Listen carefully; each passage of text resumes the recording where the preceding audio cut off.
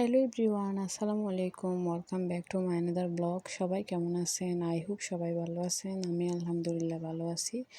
আজকে বানিয়ে দেখাবো কাঁঠাল বিচি ভর্তা বানানোর রেসিপিটা দেখতে হলে আপনারা ভিডিওটি না টেনে সম্পূর্ণভাবে দেখবেন, আর সবাই অবশ্যই আমার ভিডিও লাইক কমেন্ট শেয়ার করে দিবেন। তো ভর্তাটা বানানোর জন্য প্রথমে আমি এখানে 2 পিস মাছ নিয়ে নিয়েছি। এটা আসলে মাছের পেটি বলা যায়। এটা আমি এখন একটু হালকা করে ভেজে নিব। এর সাথে আমি কয়েকটা শুকনা মরিচও দিয়ে দিয়েছি একসাথে। মরিচটাও আমি একটু তেলের মধ্যে ভেজে নিব। এরপর আমি এখানে ধনেপাতা নিয়ে নিলাম, পেঁয়াজ কুচি করে নিলাম। সব কিছু আমি যা যা প্রয়োজন আমি এখানে একসাথে একটি প্লেটের মধ্যে নিয়ে নিয়েছি। এখন আমি যে দেখেন কাঁঠাল বিচিগুলো কিন্তু আমি সিদ্ধ করে ফেলছি অলরেডি, এগুলো কিন্তু সিদ্ধ হয়ে গিয়েছে। তো আমি চামড়াগুলো একটু উঠাই নিব হাত দিয়ে। এরপর আমি দেখেন মাছের কাঁটাটা কেমনে বের করে ফেলতেছি। মাছের কাঁটা কিন্তু রাখা যাবে না, একেবারে বের করে ফেলতে হবে। আর যেহেতু পেটি নিয়েছি, পেটির মধ্যে তেমন কোনো কাঁটা নাই। তো এরপর দেখেন আমি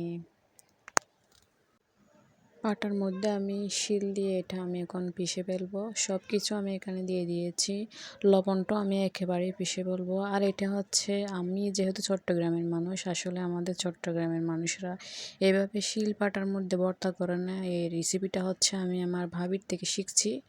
আমার ভাবি যেহেতু ব্রাহ্মণবাড়িয়া, ওদের এলাকায় নাকি এরকম ভর্তা করে, আর এটা অনেকটাই বেশি নাকি মজা, তাই আমি আজকে করে দেখতেছি।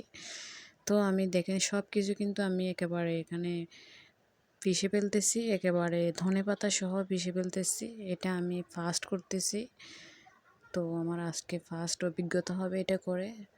তো দেখেন আমি আসলে সব কিছু পিষে ফেলতেছি। আর যেহেতু এখন কাঁঠালের সিজন, তো এরপরে কিন্তু পরে কাঁঠালের বিচিটা পাওয়া যাবে না। সিজনের সময় আসলে সব কিছু করতে হয়।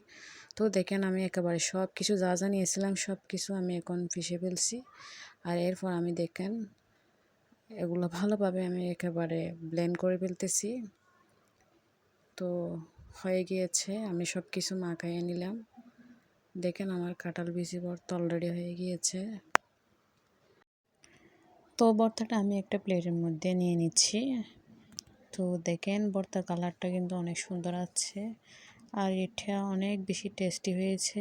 এখানে আরেকটা মজার ঘটনা আছে, ভর্তাটা নেওয়ার পর ফাটার মধ্যে যেই ভর্তা একটু একটু লেগেছিলো, এগুলো নাকি বাদ দিয়ে খেলে অনেক বেশি মজা। তো আমিও খেয়ে দেখছি আজকে ফার্স্ট, আসলে তো অনেক বেশি মজা লাগছে।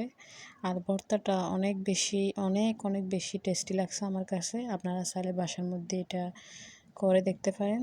তো আজকের ভিডিওটি পর্যন্ত।